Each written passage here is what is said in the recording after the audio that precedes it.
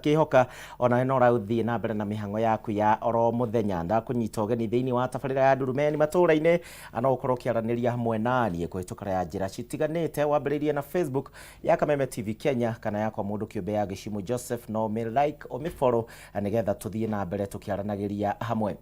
Tukwambiriria na riboti ya bunge na kuria kutororathi na mbere mawoni ngurani nimeyumiritie thiini wa bunge ya gibururi megie kana hihi thirikari ni ibatie gutuma maabitha a borithi kuria bururi-ini wa Haiti thiini wa mihango ya gucokia thayu kuona gukoretwo na mbara. Kuringana na mutongoria wa aria nini bunge-ini Opio Wandai, abitha a borithi matikinyetie ikiro iria ciheanitwo gigatiba gukorwo magitumwo nja wa bururi, no ambunge mwena wa thirikari na maugite ati thirikari ya Kenya yetikirie ritana riri kuma kuri ngwataniro ya urumwe wa kimabũrũri ya UN eta memba ya ngwataniro eno. Tuthie mwako mwe thiini wa cikaro ici tuthikiririe maria marahanika.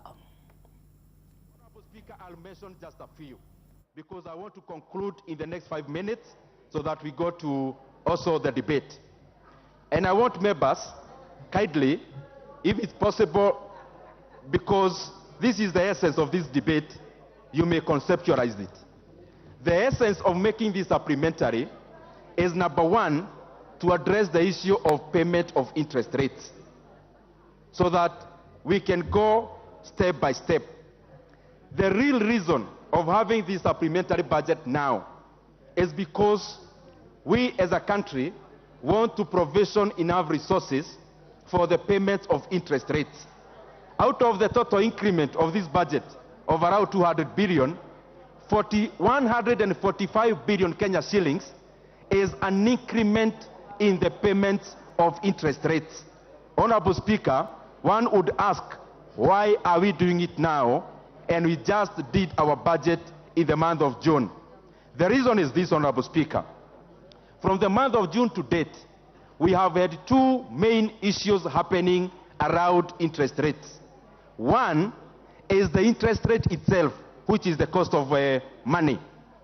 Honorable Speaker, we have had to raise our interest rates at home so that, Honorable Speaker, we can make Kenya attractive for capital inflows. Honorable Speaker, this is a contractionary measure, Honorable Speaker, that we are doing as an economy.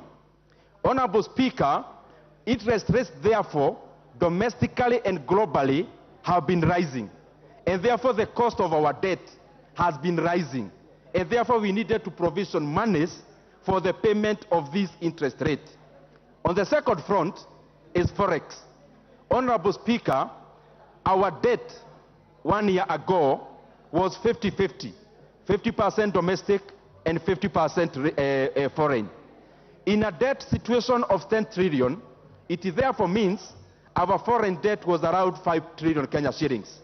And actually, to quote precisely, Honorable Speaker, it was actually 4.3 trillion Kenya shillings in terms of our domestic debt. Now, out of this foreign debt, majority of it, Honorable Speaker, is dollar denominated. But the Kenya shilling has lost around 20% from January to date. And actually also from June to now, we have been subdued. And therefore, Honorable Speaker, we are provisioning monies so that we are able to pay our obligations timely, Honorable Speaker. And the reason for this, Honorable Speaker, is that the government funds itself using cash, which is the Kenya shilling. But in terms of the payments of international or foreign obligations, we use domestic currencies. That is where there is a loss, Honorable Speaker, and therefore our country will be spending an extra 145 billion Kenya shillings as an increase in cost of our debts when it comes to repayment of our interest rates alone. Secondly, Honorable Speaker, some of the increments that we have made in this budget, number one is education. We have put in 20 billion Kenya shillings into TSC.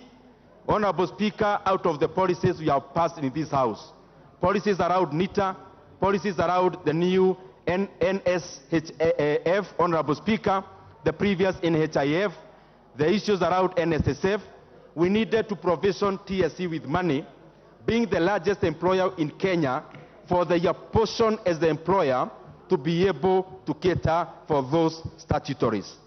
Honorable Speaker, secondly, and I want members to also be keen on this, we have also provisioned around 5.4 billion Kenya shillings that is going into bridging the gap of the deficit of the JSS funding in terms of capitation.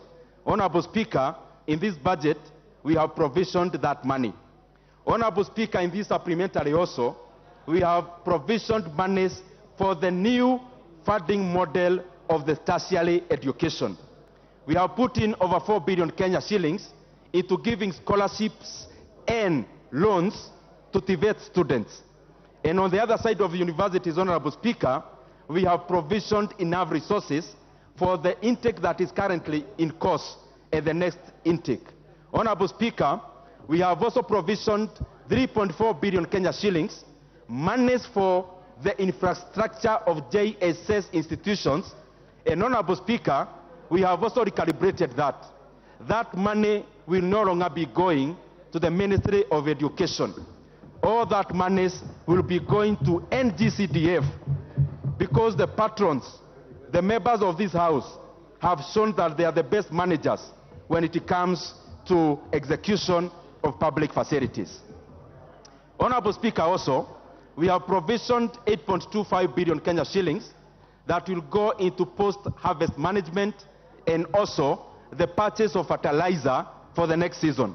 And therefore, Honorable Speaker, when it comes to inputs of our agriculture sector, we have taken care of that. Honorable Speaker, we have provisioned monies for sugar reforms.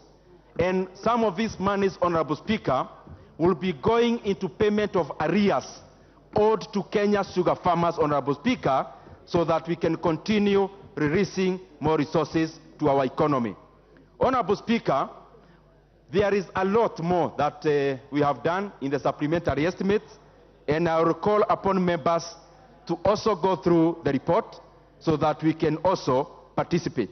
We have given monies to NCPB for the purchase of maize so that the sweat of our farmers will not go down to drains, Honorable Speaker. And we have also provisioned money for coffee cherry fund, Honorable Speaker, so that our coffee farmers can have, Honorable Speaker, a facility to take forward the agriculture sector, and especially when it comes to cash crops. Honorable Speaker, on the policy front, we have seen a lot of improvement by the National Treasury insofar as invoking Article 223 is concerned. This time we are only approving less than 2 billion Kenya shillings, monies spent at Article 223. And the bulk of this money, Honorable Speaker, is going into post-harvest management. Honorable Speaker, also lastly, is that out of the reports that we usually make in this House, Honorable Speaker, the National Treasury or the Executive has now come up with a pending bills commission, Honorable Speaker, which will go a long way into addressing those pending bills that have really hampered the growth of our SMEs, Honorable Speaker, majority of whom are owed these monies. Honorable Speaker, with those many remarks, I want to really thank all the members of this House. You have always been a source of knowledge to us as the Budget Committee. I also want to thank all the departmental chairs who have appeared before us for the last few days. And something we also do as the Budget and Appropriations Committee, Honorable Speaker, is that we also ride on the knowledge and the wisdom of the departmental chairs. Honorable Speaker, if you check our reports, you'll clearly see that the Budget and Appropriations Committee respect all the decisions by the departmental chairs. There is usually hardly variations. We rarely never do any variations from the departmental chairs' reports, because we believe we should also be capitalizing on the wisdom and the knowledge of the members of the departmental committees in this House.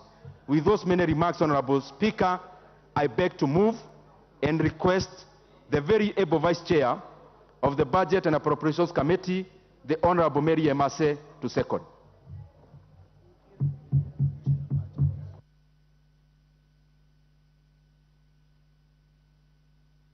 Ikuwe brief. Kwa nini? Thank you, Honorable Speaker. I'm being told to be brief. I think members are eager to contribute to this motion. Madam Speaker, as I second, I just want to join my chair from the onset to just appreciate the contribution of the members, all departmental committees, to the budget process. The report you have before you is a combination of a lot of work, effort, commitment, time that members have put through, without forgetting our parliamentary budget office that have had to assist us, direct advice in unpacking the supplementary budget and the whole process up to report preparation and recommendations. Having said that, Madam Speaker, I just want to emphasize on one aspect. You know, for us to appreciate the budget, we must understand the macroeconomic fundamentals underpinning it. The chair has articulated in details, being an economist and a very able chair, but I just want to emphasize, because it's important, we must understand why we have done what we have done in the manner in which we have done it. Madam Speaker, we are preparing supplementary one at a time when Kenya is experiencing a very difficult economic time, and not only Kenya, many countries across the world. On this front, therefore, Madam Chair, I must say our economy has been very resilient to the shock. Haya, icio nĩ cikaro cia mbunge iria ciragĩthiĩ na mbere kwa ndagĩka ĩno, tondũ kuona gũkĩrĩ na ndereti citiganĩte cirathiĩ na mbere ũhoro wĩgiĩ ũgai wa kĩgĩna. Kamĩtĩ ya mbunge ĩrĩa ĩhokeirwo ũhoro wĩgiĩ budget ĩgĩtarĩria ũhoro wĩgiĩ budget ĩrĩa ĩrendekithagio gũkorwo ĩkĩheanwo kwa ihinda. Tũgĩthiĩ na mbere, kamĩtĩ ya mbunge ĩgiĩ ũkinyanĩria ĩrĩ na gĩikaro na kambuni citiganĩte cia ũkinyanĩria wa thimũ nĩgetha kwarĩrĩria marĩhi marĩa marĩhagĩrwo kũhũra thimũ kuma raini-inĩ ya kambuni ĩmwe ya ũkinyanĩria nginya raini-inĩ ya kambuni ĩrĩa ĩngĩ. Kambuni ya Safaricom nĩ ĩreganĩte na itanya rĩa thirikari rĩa kũnyihanyihia marĩhi maya, na kũrĩa yugĩte ikinya rĩrĩ nĩ rĩkũhatĩrĩria umithio wa kambuni cia ũkinyanĩria ũndũ ũmwe na kũnyihanyihia magoti marĩa maumanaga na rũhonge rũrũ. Tũthiĩ ĩmwe kwa ĩmwe, cikaro ici nĩ hingo cirathiĩ na mbere na ndereti ĩno nĩ hingo ĩrathiĩ na mbere na kwarĩrĩrio. Answered in the document that we have submitted and will be updated for your questions. As the chair has guided, will be updated. We'll note all the questions and update for the questions. But then I will pick up a few of the themes that the committee has raised. Let me start with the more general themes. There was a theme around how we offer our network, how we ensure that services are available across the country, and how we serve our customers in the right way, and especially being given that we are the largest network. I need to confirm that actually, yes, we are the largest network. We have just over 6,500 sites. Almost all of them are fully 4G. It's only now that we are starting to go into 5G, and we have we'll have approximately 800 sites that are 5G, and then that will progress to about 2,000 by next year. And the reason why, and I know there was a question from the member from Kajiado, the honorable member from Kajiado, about 5G availability. There is only 500,000 devices that can call on 5G. So generally what we do is we put network based on the handsets that are available. And that's why across the country we have all our sites 4G enabled. Even if only a third of Kenyans have 4G, we know it will improve, and that's why we are starting to increase the number of 4G devices. Now, there was a question about how we serve the rural areas. And actually that is very central to the whole conversation about MTR. It says that our country still has quite some way to go in terms of expanding coverage, deepening coverage. You've talked about dropped calls. Generally, dropped calls is because you are transitioning from one site to the other, or probably the optimization of how you actually transition from one call to the other, which is also our job. But the network, depending on the coverage and also experience, we need to continue to invest into the future, both to cover areas that are not covered, but also deepen coverage within covered areas so that we improve experience. And the reason why then MTR is important, because MTR is not a revenue for us. And we will give you the how revenue, or rather MTR recovery of costs from the other operators has evolved over time. But that's purely related to the calls that we receive, rather than based on the revenue that we are intending to earn. So when calls come onto our network, when we terminate them, we are reimbursed for the cost of terminating that call, which is what MTR is. It was 99 cents, now it's 58 cents. So it's purely related to the calls I receive from the other networks. Yeah? So if it grows, it may be because calls are growing from the other network. It's nothing to do with necessarily the revenue that I earn, because I'm being reimbursed. Allow me, Bwana CEO, Yeah. so that we just get clarity as a committee, so that we understand. I'd like for you to just unfold this statement. When you say that MTR is not revenue to Safaricom, we are keen to know how you see that conceptually, being that one of the things that Safaricom is very keen to defend is the earnings from MTR, earnings of which you even pay taxes on. So I would like to know how you would say MTR is not a revenue stream to Safaricom, while there is inflows of monies which you yourself declare and even earn and even pay taxes to the taxman on. Yeah, I think because if it was a cost reinvested into the business, you know what your peers are doing. There are some of your peers who have perennially declared losses, and from the outlook we always see them afloat. So the imagination here from a layman is that when they approach the tax person, they probably say that what we get, we plow back as an investment. So explain to us how, from your view, MTR is not a revenue to Safaricom. Okay. So, Chair, that's a great question. And one of the reasons why I'm responding it this way, because you actually described it very well when you started your conversation and said it's cost of terminating calls. Yeah? Mobile termination rate. So it is the cost of me carrying this call and therefore terminating it so that the caller from the other network can enjoy the experience on my network. So it is compensation for me carrying the call, because I invest in my network and someone calls into my network. It's the same thing when you go on roaming, that you are charged by the receiving network. So if you go to the UK, it's Vodafone network.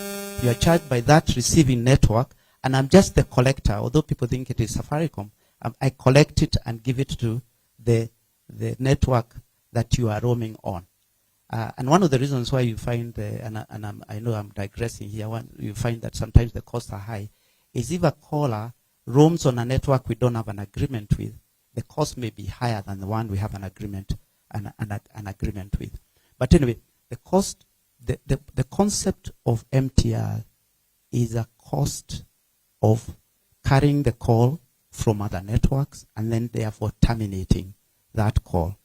And that's why MTRs continue to go down, because the cost generally, as the network matures, the cost of carrying that call reduces. That's why you continue to do a cost study that allows you to determine what is the cost in that country of terminating calls. Yeah? And then there was a question about, should it not be zero? If it was zero, then it means I will invest and I'm not paid anything for actually carrying calls. And therefore there's no incentive for other networks to invest. So the calls for investment in rural areas, or the calls for investment across the country, I can just decide, okay, well, if someone else has already invested, I don't have to invest because I don't need to incur any cost for my callers getting onto that network. That's one of the reasons why it is based on the cost that the network operator incurs. And I think, Chair, you asked, what is the split, what is the makeup of that cost? And we can actually describe what that makeup of the cost is, and I'll give my colleague in a minute. But But effectively, that's why they are called interconnect rates rather than revenue. They happen to be reported in the profit and loss as revenue because you receive the money from someone else. And also you incur because you pay. You're also paying. There's a net payment because I also have my callers, Safaricom callers will also call Airtel Network or Telcom Kenya Network, and therefore I'll pay them. Chairman. Yeah. Yeah. On a point of order, I'm looking at this table in page 6. And that table talks about interconnect revenues. It doesn't talk about interconnect rates. So when you talk about that interconnect rate, then what did you put here? Okay. Chair, can I ask my colleague from finance to explain what how I'll we do? report? What I'll do, Honorable Kivasu, I'll grant for this question to be answered. But what I want you to do, Bonasio, is kindly to have that answered, and then in 7 minutes to make those very critical answers that you think need to be attended to verbally, so that at exactly 12:30, I can onboard your colleagues. I agree. It would only be very fair. Well guided, Chair. So I'll ask Emmanuel, who is in our finance team, to say how this is reported. Yeah, the descriptor may read revenue, but actually it is interconnect. All right, thank you, Chair. I think from what you're seeing here, yes, you will have the revenue reported. We receive it from the other operator as revenues. Then down on the, I'll say, our P&L, we report what we call cost. That cost is what is the network cost. One of them is capacity cost, the capacity to maintain and run that network. The second is the running cost, which usually is around the energy you have to use, the cost to run the site, and to maintain the site. So it is in on the revenue side, but out on the cost side. As simple as that. It's a simple table that can be in the document that you will submit to us. We'll put it. Yes. Wanna see you the next 7 seconds. Yeah. 7 minutes. 7 minutes, sorry. And thank you for being alert. Okay. The next 7 minutes are for you to make an oral submission on the key areas that you think you need to leave orally to this committee. Okay. So on the whole concept about MTR, I think the way that I would see from an operator perspective is to think of MTR as compensation for what we incur to maintain our network and to invest in that network so that it supports all our customers, both our customers but also all the whole other network customers, rather than necessarily because we believe that it's a very big revenue source. Because as Emmanuel has explained, you earn the money that comes in based on because the revenue is based on just the interconnect rate times the costs that have been made, and then you deduct the cost of operating the network. And therefore, when I was asked about the tax component, the actual tax we pay is much less. Actually, the impact of MTR being too low is to discourage us to invest if we are not getting adequate compensation. So in places where MTR is low, and I gave example of India or Tanzania, you find operators don't have the incentive to invest. So the bigger conversation is not necessarily just about revenue to government, but it's actually incentive to invest in those areas and actually be able to carry the traffic. On that, Dango, I didn't want you to leave that point without just indicating for this committee in the hierarchy of your revenue and earnings where MTR falls against all the other services. It's a very small part. We can describe in our treated submission. Okay, it's a very small. It's a very small proportion of our total revenue. Thank you. And so the thing the reason why we are conscious we need the right MTR, not necessarily a low or high, that an MTR that is based on the cost we incur, is that it allows and continues to incentivize for us to invest. That's main point I wanted to make. And in terms of whether MTR is high or low in this country, the reason why we included this, the graph on slide 4, on page 4, is to compare ourselves. Because remember, if MTR is the cost of terminating a call, then the costs are very similar across our African countries. So we are in the bottom quartile when you look at Aya ne dereti ragithii na mbere igie kambuni cia motungata ma thimo magithii na mbere na gwitetera ni undu wigie kunyihanyihirio marihi maria andu mahuraga na mothimu kuma raini imwe nginya raini iri ingi. Kwa ndagika ino muriro wa Kameme TV njitikirie twambe twikirio ro hanini nigukorwo ngicokereria thutha wa ndagika citari kunene nigetha tuthii na mbere na kunyitanira na andiki twa mohoro.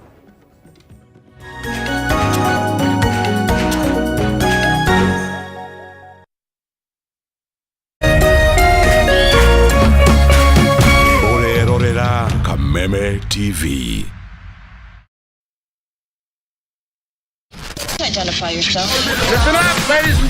Oya mzito. Wewe, hebu kam nikuplug. Niko na ile kitu imebamba kila mtu kutoka Maslay Queen wote hadi wazae. Hii kitu ni noma kuruka. Kitu kali itakupeleka dunia ingine. Hii stuff ni kama magic. Ni wewe tu umebaki mse. Hapa utaweza kuexperience EPL yote. Magame haziwezi kupita na pia unaweza pata ma statistics manze. Na bado kuna ma movies, series, soaps, cartoons na documentaries. Na kama wewe ni msichana like ma podcast, live radio, DJ mixes na hata live television, hapa uko sorted. Na unajua ni aje? Ni sare. Ni sare kabisa. Download the K24 Plus app upate free premium shows bila kesi. Stream premium content popote ulipo. K24 Plus. Come nikuplug.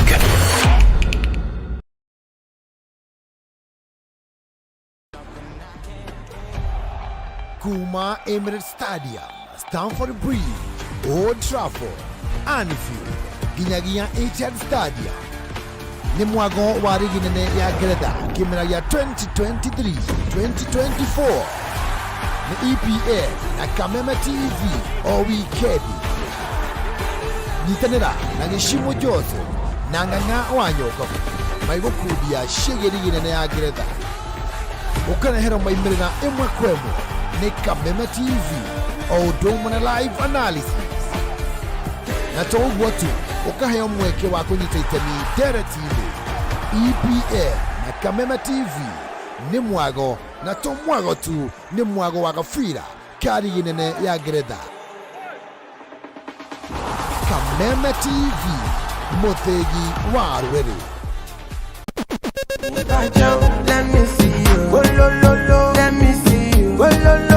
Kwirago rwimbo ni dawa ya mahindi. Ambia Bini Man mepata kuinua dancehall. Kameme TV twekura tafarira ya